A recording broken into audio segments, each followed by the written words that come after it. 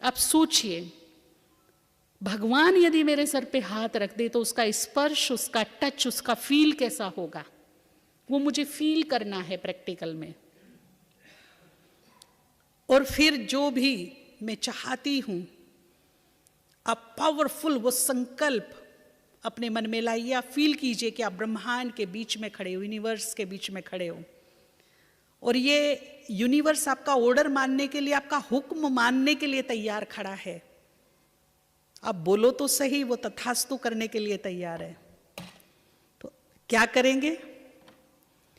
अच्छे से अच्छे संकल्प क्रिएट करेंगे, अच्छे से अच्छे।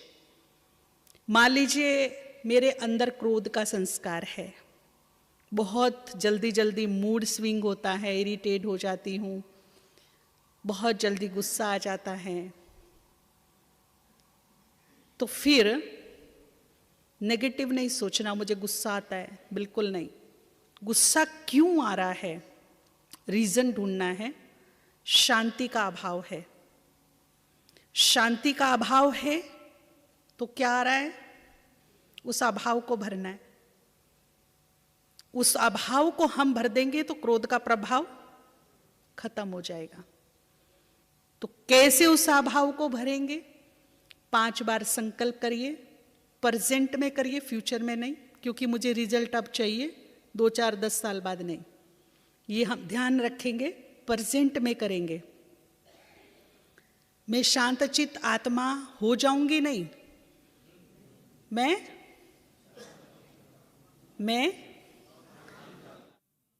शांत चित्त, 5 बार बोलिए, विद कॉन्फिडेंस, अपनी आत्मा में उस शांति को एक्टिवेट करते हुए बोलिए।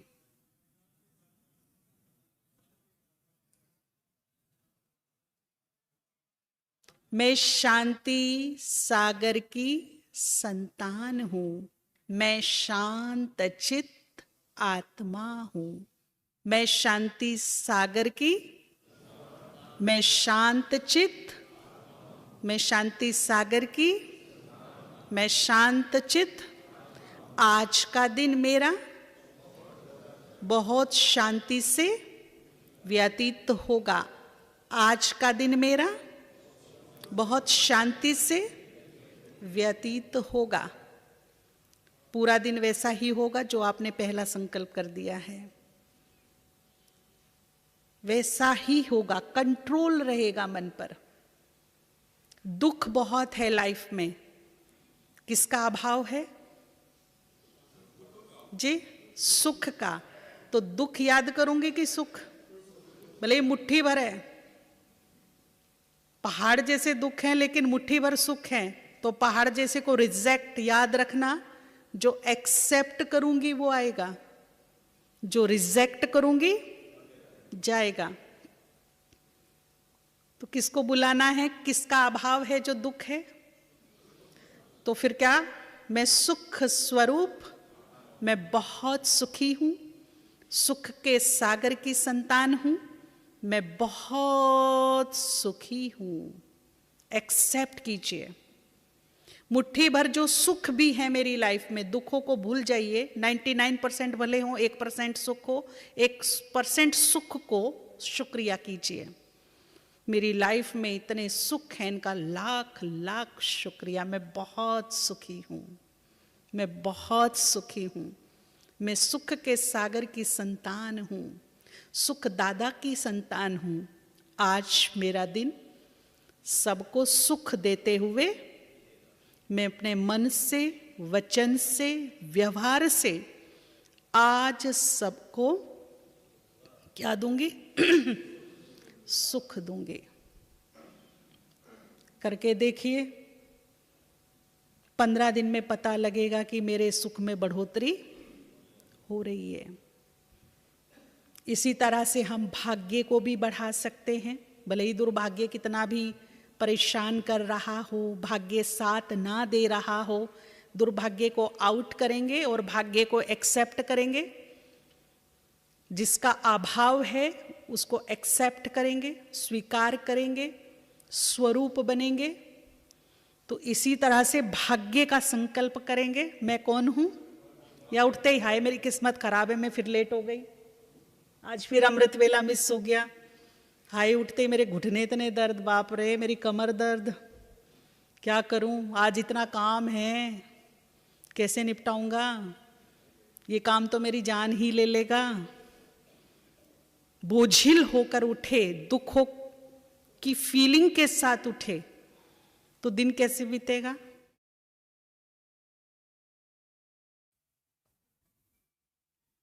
ठीक है, आज लोड है अगर मेरे ऊपर काम का, तो हम संकल्प करेंगे आज के दिन को और आज के जो महत्वपूर्ण कार्य हैं उनको मैं एंजॉय करूंगी, बोझिल नहीं होंगी, बल्कि क्या करूंगी, एंजॉय करना है मुझे आज के दिन को।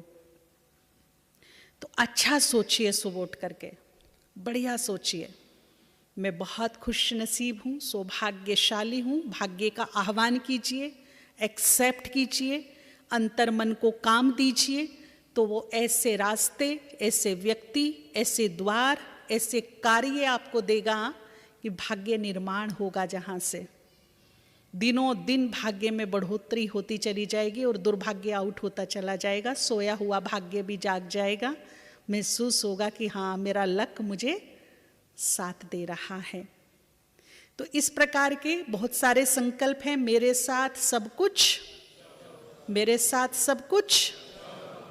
इसमें सबसे पहले 3, 4 बार, 5 बार आप ऐड करेंगे, मैं मास्टर, मैं मास्टर, मेरे सिर पर भगवान का, मेरे साथ सब कुछ, मेरे साथ सब कुछ। अगर कुछ कर्म बंधन की वजह से बुरा होने वाला भी है मेरे सामने, लेकिन मेरा ये थॉट, उसके वाइब्रेशन, उसकी एनर्जी उस बुरे को क्या कर देगी, टाल देगी, दीवार बन जाएगी उसके सामने, आने नहीं देगी मेरे तक। और फिर हमें ये अनुभव होगा, रियली क्या अनुभव होगा कि बाल बाल, बात बहुत बड़ी थी परंतु भगवान की कृपा से बड़ी छोटी में निपट गए, निकल गए, ये अनुभव होंगे। और ये अनुभव को क्या कराएगा, ये संकल्प कराएगा अनुभव। बहुत बड़ी एनर्जी है हमारे संकल्पों में, और वो भी जो रात को सोते समय और सुबह उठते ही कर लेते हैं। लगेगा एक बार कि कुछ हो रहा है गड़बड़, अब ये गड़बड़ वाली चीज देखकर होपलेस नहीं होना है, बिल्कुल नहीं होना। हमारा एक ही संकल्प रहे, चाहे कितनी भी सिचुएशन क्रिटिकल खड़ी हो सामने, लेकिन पूरा हौसला, पूरा विश्वास अपने संकल्प पर, जो मैंने क्रिएट किया है, मेरे साथ सब कुछ, मेरे साथ सब कुछ, विश्वास डगमगाए नहीं मेरा। और फिर उस बुरे में से भी अच्छा होता हुआ दिखाई देगा। लगेगा जैसे ही पर्दा हटेगा, लगेगा ये अच्छा हुआ, ये मेरे साथ अच्छा हुआ। कर्म बंधन भी, जो बाबा कहते हैं कि सूली से क्या बन जाएंगे, कांटे, सूली से कांटे बन जाएंगे। तो हम अपने भाग्य के निर्माता खुद हैं, स्वयं हैं। कभी कभी आप देखिए, जब अमृत वेले हम करते हैं, उठते हैं, बाबा के पास पहुंचते हैं, अब जस्ट फील कीजिए कि मेरा हाथ ब्रह्मा बाबा, उसके मस्तक में महाज्योति, दोनों महासत्ता साथ में कंबाइंड हैं, और मेरा हाथ उसके हाथ में है, और वो बड़े प्यार से सोने की कलम से मेरे हाथ पे लिख रहा है, पद्मा पदम भाग्यशाली। अब उसे दिन में कई बार देखिए कि गोल्डन अक्षरों में मेरे हाथ पे क्या लिखा हुआ है, बार बार देख के मुस्कुराइए। बाबा ने क्या लिखा सुबह ही, हाथों की लकीरें चेंज हो जाएगी। आप करके देख लीजिए, चेंज होती है कि नहीं होती, भाग्य की रेखा लंबी होती है कि नहीं होती। करके देखिए, कम से कम 8-10 बार अपने हाथ को देखिए और मुस्कुराइए, और वो सीन देखिए कि सुबह सुबह बाबा ने क्या लिख दिया यहां पर, पद्मा पदम।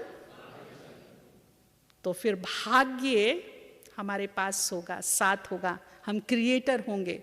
इससे क्या होता है, हमें वो अवसर मिलते हैं जहां से हमारा भाग्य का निर्माण होने वाला है, वो अपॉर्चुनिटी मिलती है हमको। और उस अपॉर्चुनिटी को हम कैच कर पाते हैं। 24 घंटे में एक बार एक सुंदर अवसर हर एक के पास आता है, परंतु मन कहीं और उलझा रहता है तो हम उस अवसर को चूक जाते हैं, उस अवसर को हम गंवा देते हैं। इसीलिए अगर हम इस प्रकार के थॉट्स क्रिएट करते हैं तो उन अवसरों को हम पकड़ लेंगे, हमें क्लियर टचिंग होनी शुरू हो जाएगी, क्लियर बिल्कुल। दूसरा काम क्या करेंगे, अभी आने वाले समय को भांपते हुए देखते हुए एक आदत डालेंगे। एक तो 2-3 बार 5 बार बाबा का हाथ अपने सर पर, उसकी पॉजिटिव एनर्जी, उसकी करंट लेंगे। भले ही हमें 1 मिनट का टाइम है ना, 1 ही मिनट कीजिए। हम इसमें नहीं कहेंगे कि आप घंटों समाधिस्थ होके बैठिए, और उसमें टाइम हम फिक्स कर सकते हैं। अमृत वेला, गुड मॉर्निंग, आपके बच्चे आपको नमस्ते करें, पैर छुए, तो आप क्या करोगे, ऑटोमेटिकली हाथ कहाँ जाएगा। तो अब हम बाबा को गुड मॉर्निंग कर रहे हैं तो नेचुरली बाबा का हाथ कहाँ आएगा, ठीक है ना। फिर हम मुरली सुनते हैं, मुरली में याद प्यार नमस्ते होती है, और हम रिटर्न में क्या करते हैं जी, हम भी रिटर्न में क्या करते हैं बाबा को।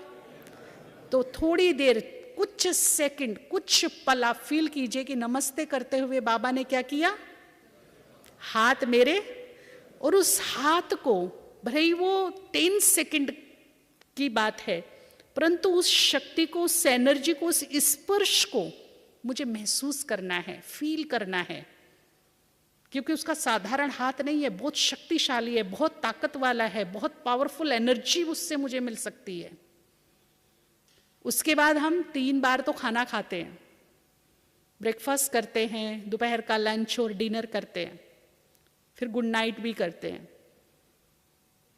तो जब भी हम भोजन खाएं, एकदम अटैक ना करें उस पर, थोड़ा ठहरिए, रुकिए। पहले हमारे बड़े बूढ़े बुजुर्ग होते थे, एक अन्न खाने का भी नियम होता था। अभी हम देखते हैं, कभी बाजार में जाने का या सिटी से गुजरने का मौका मिलता है तो आजकल के यंगस्टर्स बच्चे क्या करते हैं, गाड़ी चल रही है, पोल्यूशन है, नीचे गंदगी पड़ी है, वहीं थूक रहे हैं, वहीं खा रहे हैं, ठेली पर खड़े होकर के। शुद्धि नहीं है बिल्कुल भी, धूल मिट्टी भी आ रही है, लोग जा रहे हैं तो थूक भी रहे हैं, गाड़ी जा रही है तो धुआं भी है, माहौल भी ठीक नहीं है, और बड़े चस्कारे ले लेके हम खा रहे हैं। तो मन कैसे हो रहे हैं, तो भोजन भजन एकांत में, शांत में। भोजन भजन करते समय भी मोबाइल को बहुत दूर रखिएगा। कितना भी जरूरी फोन है, नहीं, कोई कंप्रोमाइज नहीं।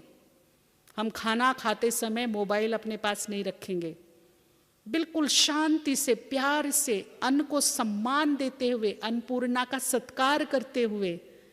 हम देखते थे हमारे दादाजी जब भोजन करते थे, वो जमीन पर आसन लगाकर बैठते थे, बूढ़े थे तो भी। थाली आती थी, लोटा पहले आता था, वो पूरा लोटा पीने के लिए नहीं आता था, वो लोटे से थोड़ा जल लेते थे, थाली के चारों तरफ घुमा करके, और फिर उसको सम्मान दे करके खाते थे। तो देखिए आजकल के हम लोगों को देख लीजिए, और जो उस जमाने के लोग हैं उनको देख लीजिए, हमसे ज़्यादा स्टेमिना है। हम कहते हैं उनको, हम बोलते जो हमारी बड़ी दीदियां हैं, बड़े वरिष्ठ भाई हैं, कि आप में डबल डबल बैटरी लगा के भेजा है क्या भगवान ने, एक डिस्चार्ज होती दूसरी शुरू हो जाती है। अपने में तो सिंगल बैटरी, डिस्चार्ज हो गई तो हो गई। तो उनके कुछ नियम, धर्म, रीति रिवाज, खान पान ऐसे थे जो अभी तक उनको ताकत दिए हुए हैं। अभी तक उनके तन को भी, उनके मन को भी ताकत मिली हुई है।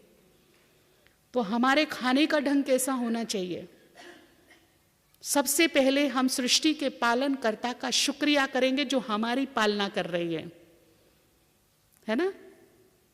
जैसे ही अन्न की थाली सामने आई, कुछ भी सामने आया, हे सृष्टि के पालनकर्ता, आप हमारी पालना राजकुमारों की तरह कर रही हो, आपका लाख लाख, चाहे थाली में अचार और नमक की रोटी क्यों ना हो, पर शुक्रिया कैसा करेंगे, राजकुमारों वाला। ठीक है ना, करके देखो, राजकुमारों वाला शुक्रिया कीजिए उसको। फिर प्रकृति का शुक्रिया कीजिए, वो एक माँ है, जैसे माँ अपने बच्चों की पालना करती है ना, बूढ़ी हो जाए तो भी, तो प्रकृति अब जर्जर अवस्था में है, बूढ़ी परदादी है, तो भी मेरी पालना कर रही है, मुझे दे रही है, जो चाहिए वो दे रही है। आप सोचिए, यदि हमें 5 दिन जल ना मिले, 5 मिनट भूमि ना मिले, पृथ्वी ना मिले, 5 मिनट वायु ना मिले, तो क्या मेरा अस्तित्व रहेगा जी? ये जीवन रहेगा? प्रकृति के बिना हमारा कोई भी अस्तित्व नहीं है। प्रकृति है तो हम हैं। और कब से दे रही है? प्यास लगी, एक बोतल खरीद के पी लिया, बिजली चाहिए तो लाइट जला ली, लेकिन इसका भारी भरकम बिल भरना पड़ता है, पैसा देना पड़ता है। और जो मुझे मुफ्त में मिल रहा है, और 1 साल से नहीं, 2 से नहीं, सैकड़ों से नहीं, युगों युगों से मिल रहा है, उसको शुक्रिया बनता है कि नहीं? हमें कोई एक गिलास पानी दे दे तो हम उसको दिल से धन्यवाद करते हैं, और जो हमें मुफ्त में इतना दे रही है तो उसका शुक्रिया है कि नहीं है? तो जब भोजन सामने आए तब क्या करेंगे? प्रकृति माँ तुम्हारा लाख लाख शुक्रिया, धन्यवाद। फिर उन हाथों को नहीं भूलेंगे जिन हाथों की वजह से वो थाली आपके सामने आई है। बहुत हाथ लगे हैं उसमें, बहुत मेहनत हुई है, पसीने बहे गए हैं, तब वो थाली मेरे सामने परोसी गई है। तो उन सब आत्माओं का धन्यवाद जिनका सहयोग यहाँ तक पहुँचाने में रहा, और उनको कुछ ब्लेसिंग दीजिए उस टाइम पर, सुखी रहें, स्वस्थ रहें, खुश रहें। और फिर अन्नपूर्णा माँ का धन्यवाद, भरपूरता के लिए, भंडारे भरपूरता के लिए आपका बहुत बहुत। बस एक रिक्वेस्ट है कि मेरी भारत में कोई भी भूखा ना सोए। हे अन्नपूर्णा माँ, एक अर्जी है कि मेरे भारत में कोई भी भूखा, ये भारत फले फूले, भरपूर रहे। और आप सब देख रहे हैं कि इन संकल्पों का इफेक्ट हो रहा है। आज हमारे भारत में भिखारी भी भूखा नहीं सोता। सोता है क्या? सबको क्या मिलने लगा है? सबको क्या मिल रहा है हर महीने? वैसे ही मेंटलिटी बनती जा रही, जो हमारे संकल्प क्रिएट होते जा रहे हैं ना, वैसे ही मेंटलिटी बन रही है। अन्नपूर्णा अपना काम कर रही है। आज भिखारी भी भूखा नहीं सोता है। यहाँ बड़ी खुशी की बात है अपने भारत के लिए, ठीक है ना? और फिर 3 बार या 5 बार मैं परम पवित्र आत्मा हूं, या फिर मैं मास्टर।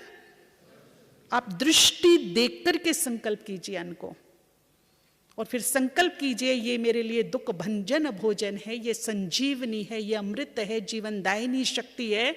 और ये समझ करके उस प्रसाद को खाइए। तन भी ठीक, मन भी ठीक।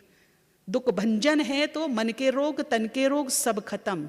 चित्त शांत, मन पवित्र, तन स्वस्थ, घर में सुख शांति। यह है भोजन खाने की विधि। फिर खाइए। और खाइए कैसे? दादी जी कहती थी, बड़ी दादी, की काम निपटाना नहीं है खाना खाना। कैसे खाएंगे? कुछ तो 1 रोटी के 2 ही टुकड़े बनाते निगल जाते हैं, है ना? फिर पेट में गुड़ गुड़ होती रहती है, गैस हो गई, ये हो गई। तो कैसे खाएंगे खाना? हर निवाले का टेस्ट, स्वाद का इंजॉय कीजिए। चबा चबा के उसका भरपूर स्वाद लीजिए। इंजॉय करते हुए खाइए उसको, खुशी खुशी से। इसीलिए भोजन भजन शांति से और एकांत में, कोई जल्दीबाजी नहीं। तो जब हम बाबा को शुक्रिया बोलेंगे खाना खाते समय, तब बाबा का हाथ कहाँ होगा? आने वाले समय में ये हाथ बड़ा काम करने वाला है। आदत डालेंगे कि भगवान का हाथ मेरे 3 बार, जब बाबा को हे सृष्टि के पालन करता तेरा लाख लाख शुक्रिया, फील कीजिए कि बाबा का हाथ सर पर है। अपनापन बढ़ेगा उससे, मेरापन दिनों दिन बढ़ता जाएगा। वो मेरा है और बहुत नजदीकी है।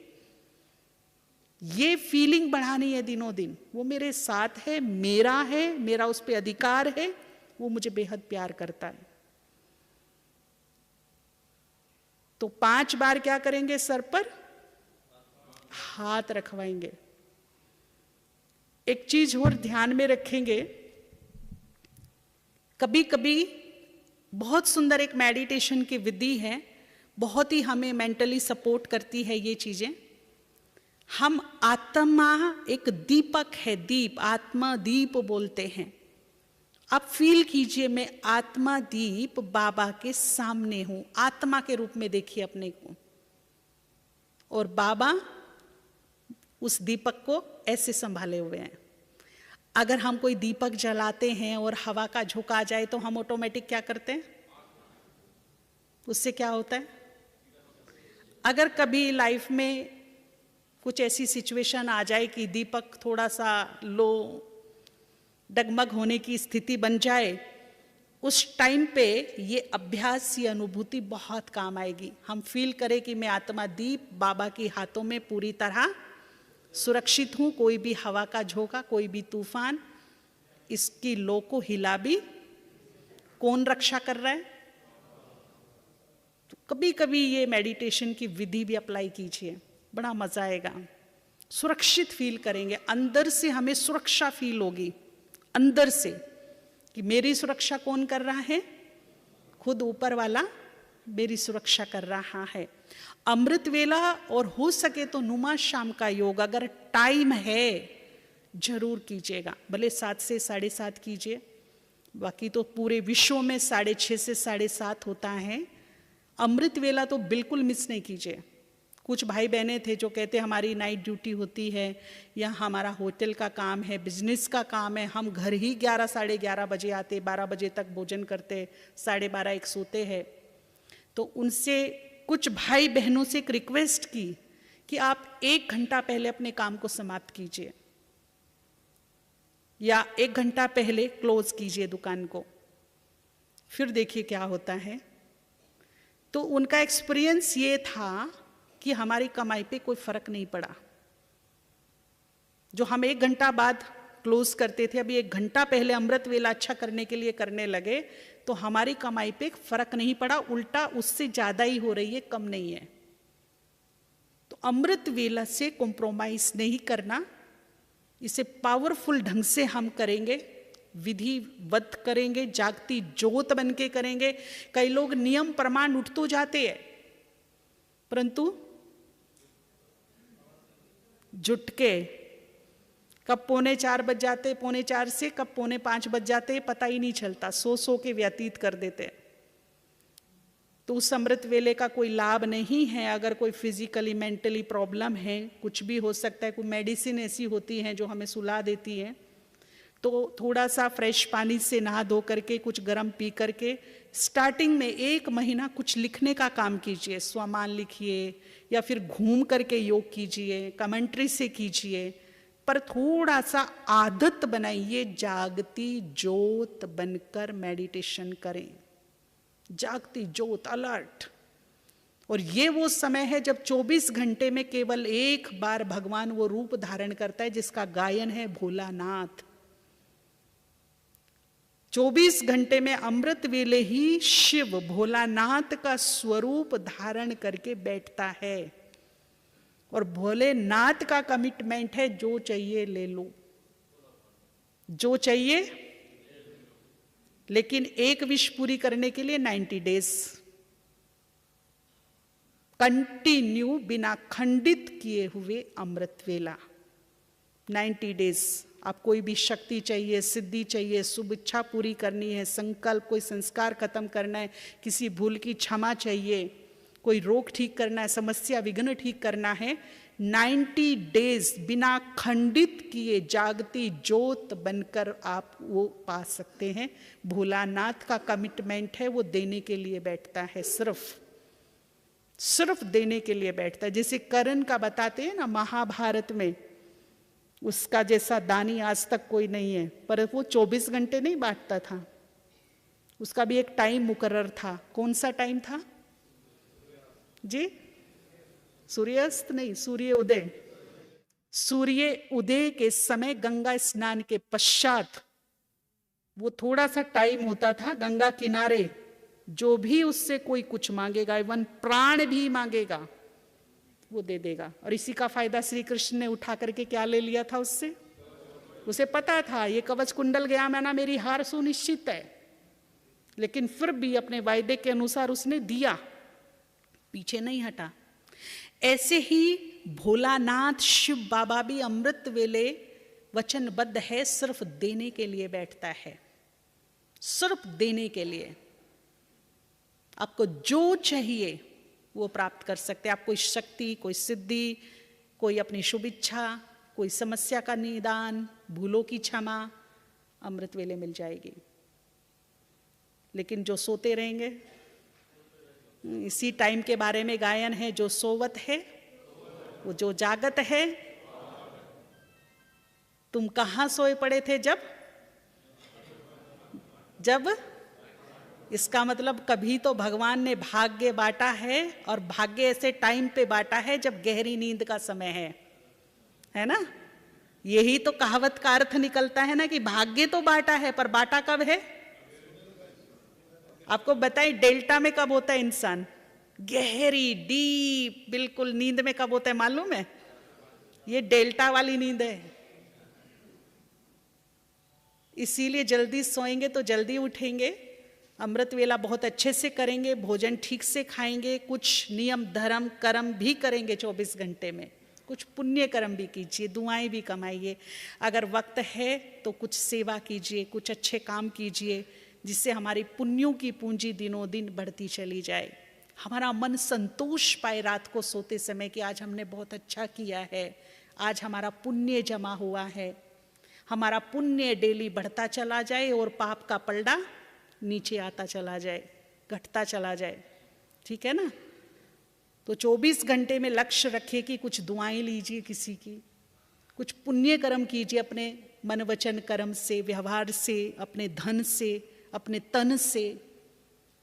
सिखों में एक बहुत बड़ी बात होती है, अगर उन पे कोई आपदा विपदा आ जाती है ना, पता है वो क्या करते हैं? सबसे पहले वो गुरुद्वारे भागते हैं और सेवा करते हैं। और सेवा क्या करते हैं मालूम है? गए हैं कभी गुरुद्वारा? अमृतसर गए हैं कभी? वहाँ अच्छे अच्छे करोड़पति लोग गले में टाई पहने हैं, खुद शूज स्केचर के पहने हैं, और दूसरों के क्या करते हैं? जूते उठाने की सेवा और उन्हें पोंछ पोंछ के पहनाने की सेवा। जो डायमंड से भरी हुई हैं ज्वेलरी से, उनकी महिलाएं वो क्या करती हैं? दरवाजे पर पानी पिलाती हैं बड़ी श्रद्धा से। पीतल के बड़े बड़े कटोरे होते हैं, और जब उनको झूठा देते हैं ना तो उन्हें राख से मांजती हैं अच्छी तरह, रगड़ रगड़ के। जिनके घर में 6-6 नौकर हैं वो वहाँ क्या करती हैं? उन्हें भी पता है कि इस सेवा से हमारे क्या कट रहे हैं। हमने देखा है, एक जब हम छोटे से थे, कॉलेज से गए थे अमृतसर, एक भाई बड़ा अच्छा सूट बूट टाई वाई पहन के ना वहाँ के आंगन में पोछा लगा रहे थे।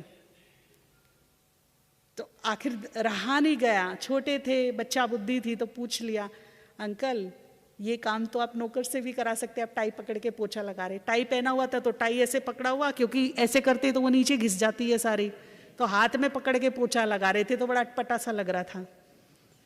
तो उन्होंने बहुत ही मुस्कुरा कर और सर पे हाथ रख के बोला कि पुत्र जी, आज मैं जो कुछ हूँ ना इसी की वजह से हूँ, और आप कहते हो कि ये भाग्य मैं सर्वेंट को दे दूँ, कभी भी नहीं दूंगा। तो ये सेवा का महत्व होता है। कुछ ना कुछ ऐसा फिक्स कीजिए हफ्ते में, 15 दिन में, महीने में, कि मेरा तन भी लग जाए, मन भी लग जाए, और यथाशक्ति यथासंभव राजी राजी खुशी खुशी स्वेच्छा से थोड़ा धन भी सफल हो जाए। ठीक है ना।